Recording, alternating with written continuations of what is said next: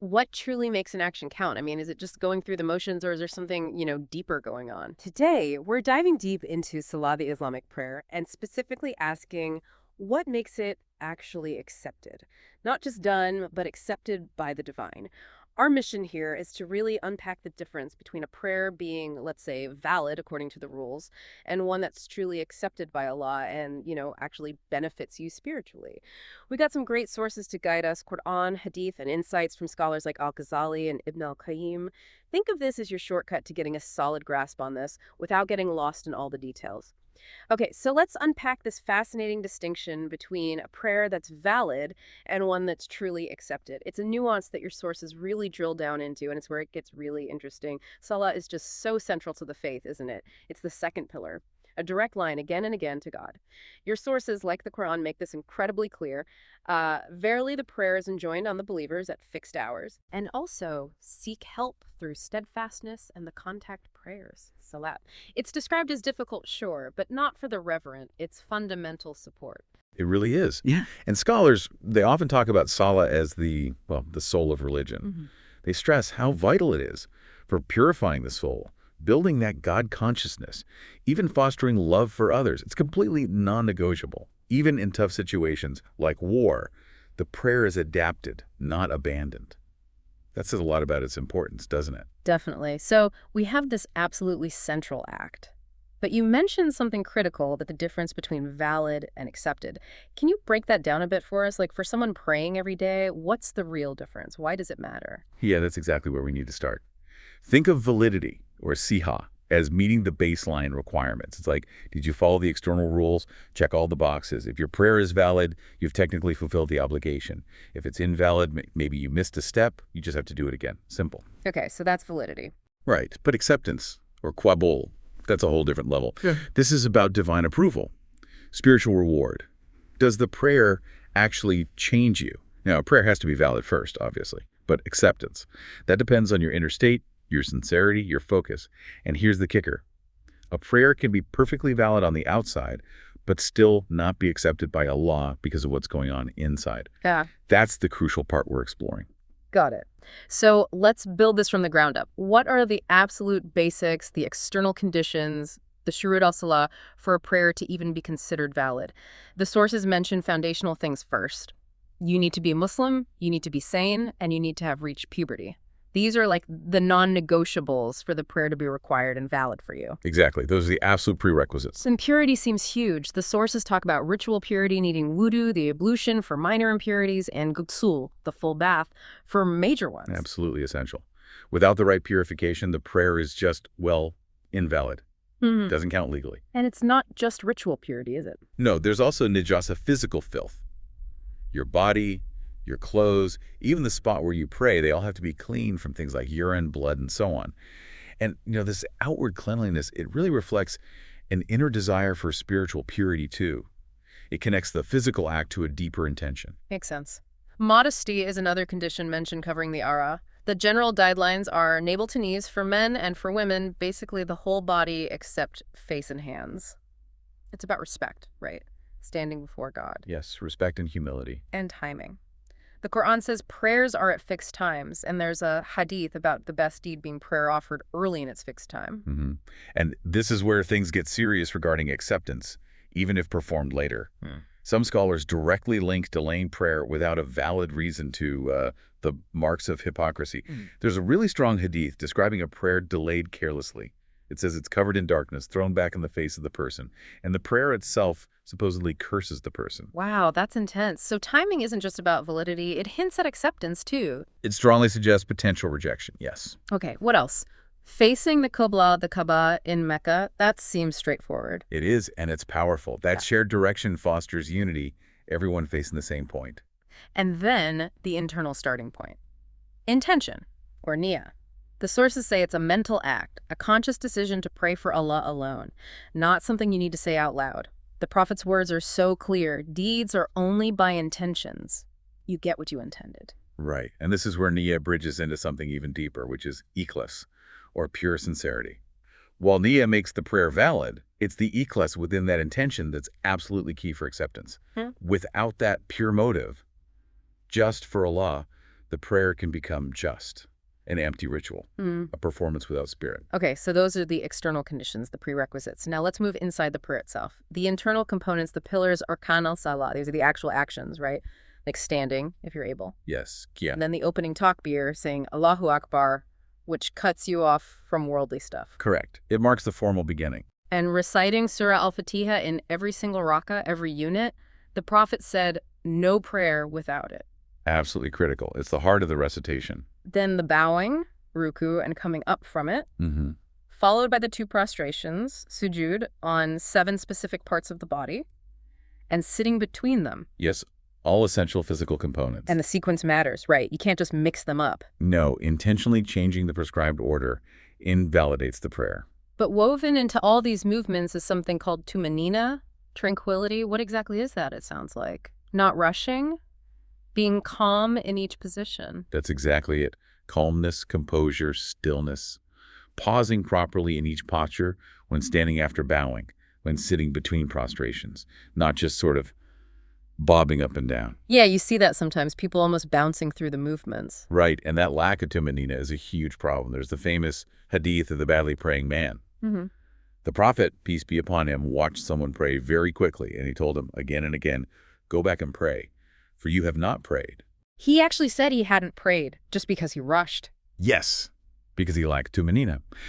Scholars like Ibn Taymiyyah consider it an obligatory pillar, meaning if it's missing, the prayer is simply invalid. Rushing is like stealing from your own prayer. Yeah. It nullifies it. Wow, okay, that's a crucial detail. And then the prayer finishes with specific elements too. Yes, the final tashahhud recitation while sending prayers in the Prophet, Salat, and then the 2 taslim saying, Assalamu alaikum wa rahmatullah to each side, which formally end the prayer. These are also pillars. Okay, so we've got the external setup and the internal actions for a valid prayer. But now, the heart of it all. What makes it accepted? You mentioned sincerity, Ikhlas.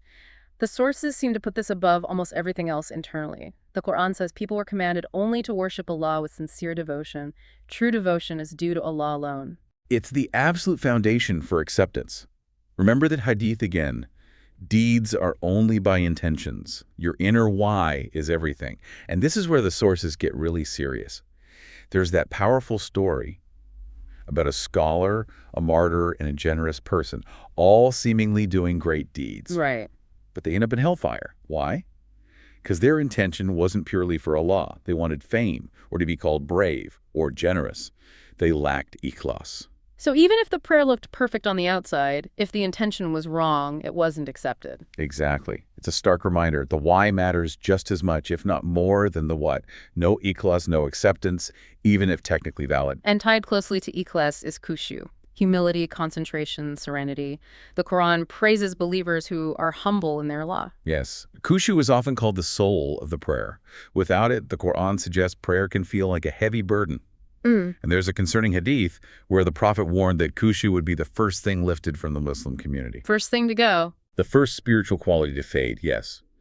And we're also warned against a fake khushu, what one companion called the khushu of hypocrisy, where someone looks humble externally, maybe to impress others, but their heart is completely elsewhere. Ah, so it has to be genuine inward focus. Absolutely. And this links directly back to tumanina. If you're rushing, how can you possibly have concentration? How can you have khushu? Al-Ghazali put it beautifully. He said, outward prayer without this inner dimension is like a lifeless body, just ritual, spiritually hollow, even if you picked all the boxes for validity. Lifeless body, that's a powerful image. Okay, so we know what builds a good prayer. Let's flip it. Why might Salah not be accepted? What are the red flags? First, there are things that just flat out invalidate it, right? The mutilat al-salah, breaking wudu or ghusl mid-prayer. Yep, got to restart. Moving way too much, talking intentionally, laughing out loud, eating or drinking. All definite prayer breakers? Turning away from the qibla on purpose or missing a pillar like that crucial tumanina we talked about. Exactly. If any of those happen, the prayer is legally invalid. So obviously it can't be accepted. That's clear cut. But then there are more subtle things, signs that point to a lack of acceptance, even if it's technically valid. Yes, and Ibn al-Qayyim outlined some really insightful ones he called signs of hypocrisy in prayer. These show deeper spiritual issues. Okay, what are they? Well, first, just laziness when getting up to pray, dragging your feet, Second, praying for show. Riyah, wanting people to see you and think you're pious. Right. That directly kills ikhlas. Right, we covered that. Third, delaying prayers beyond their best time. We already touched on the hadith about that. Covered in darkness, thrown back in the face. It signals disregard. Okay. Fourth, praying hastily without focus. That's the lack of tumanina again. He described it vividly as pecking at Salah like a crow pecks at blood, just rushing through. Pecking like a crow. Fifth, remembering Allah very little during the prayer. It just becomes mechanical movements, mind elsewhere. And sixth, abandoning congregational prayer without a good reason. These 6 things, he argued, are strong signs that the prayer, even if maybe technically fulfilling the minimums, is being rejected by Allah. Wow. So the attitude and consistency matter immensely for acceptance. Immensely. It's not just a 5-minute ritual disconnected from everything else. And your sources mention other broader factors too, things outside the prayer itself, like earning unlawful income. The sources say praying with that money is like constructing castles on sand. Pointless. Essentially, yes. It undermines the spiritual foundation. The source of your livelihood matters. And being indifferent to the poor, not paying zakat, that can block acceptance too. Explicitly stated in some sources, yes. It shows a disconnect between worship of God and responsibility to his creation. They're meant to be linked. So it's about your whole life, not just the prayer mat. Exactly. Your overall conduct matters. Things like neglecting other duties, having a really careless attitude during prayer, not doing the bowing or prostration properly, even praying while uncomfortable because you urgently need the restroom that's discouraged because it shatters concentration. It all points to the same idea. Salah's acceptance is deeply tied to your overall character and your adherence to Islam as a whole way of life. Okay, the consequences of prayer not being accepted sound pretty severe. There's that one hadith that's frankly terrifying. The first thing reckoned on Judgment Day is prayer. If it's accepted, all other good deeds are accepted. If it's rejected, all other good deeds are rejected. It's a critical hadith. It shows Salah as the gateway. Its acceptance unlocks the value of everything else. Its rejection potentially nullifies other good you've done in terms of divine reward. So it could lead to spiritual emptiness, that lifeless body idea, maybe even moving you further from God if it doesn't change you. Yes, and potentially risking falling into hypocrisy or seeing your faith weaken over time if the prayer isn't having its intended effect. What is that intended effect, fundamentally? Well, the Qur'an tells us very clearly, indeed, prayer prohibits immorality and wrongdoing. So if your prayer isn't stopping you from doing bad things, that's a sign something's wrong with the prayer itself. It's a very strong indicator, yes. Yeah. If the prayer is truly accepted, it should have a cleansing, transformative effect on your behavior. The Prophet mentioned a man who used to steal, but said his prayers would eventually stop him. It should be an active force for good in your life. Exactly. If it's not having that restraining and refining effect, you really need to examine the quality of your prayer, the sincerity, the concentration, the whole package. And the warnings are there too. The Qur'an mentions, woe to those worshipers who are neglectful of their prayers, those who want to be seen, and that image again, pecking like a crow. Strong warnings against heedlessness and showing off. Okay, let's shift to the positive. What are the signs that your prayer is likely being accepted? How can you tell if you're on the right track? Your sources list some practical things like consistency and praying on time. Yes, that shows commitment. Having a sense of submission and that proper pace to manina. Crucial. It shows respect and presence. Making sure your intention is purely for Allah ikhlas. The absolute core. Noticing actual spiritual growth. Feeling closer to Allah, wanting to do more good. That's the fruit of accepted prayer. And finding inner peace and comfort in the prayer itself. It becoming a source of joy, not just a duty or a chore. Yes, finding solace and connection in it. These are all positive signs. So these aren't guarantees, but they're good indicators for self-assessment. Exactly. They show that accepted Salah isn't just a one-off event, but a dynamic process. It leads to ongoing growth, a stronger connection with Allah. It changes you. That's the real sign. Right. So bringing this all together, it seems accepted Salah is this real blend, isn't it? You absolutely need the external validity, the right steps, the right conditions. Yeah, let's get those. But just as importantly, you need the internal reality, the sincerity, the humility, the calmness, the focus. It's both working together. Perfectly put. It's a holistic act. The outer form needs the inner spirit to be complete and accepted. Neglecting either side weakens it or even nullifies its spiritual benefit. So for someone listening who wants to, elevate their prayer from just valid to hopefully accepted, What are some practical steps? Okay, a few key things to really focus on. First, constantly work on your ikhlas. Before you start, during the prayer, check your intention. Ask yourself, am I doing this purely for Allah? Second, actively strive for khushu. Try to empty your mind of distractions before you begin. Really focus on the words you're reciting, the meaning, the fact you're standing before your Creator. Easier said than done sometimes. Oh, definitely. It's a constant effort.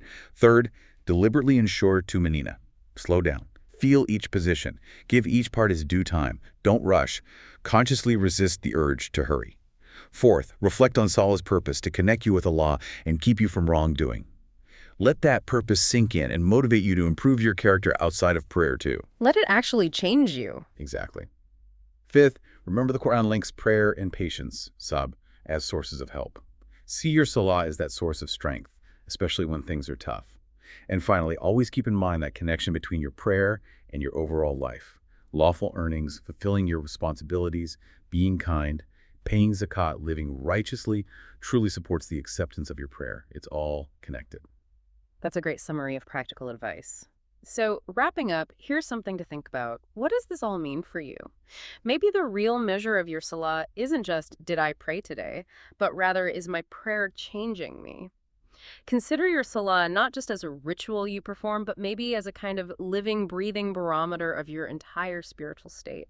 What is it telling you right now? We really hope this deep dive helps you on your own journey of reflection and seeking closeness to Allah through your worship.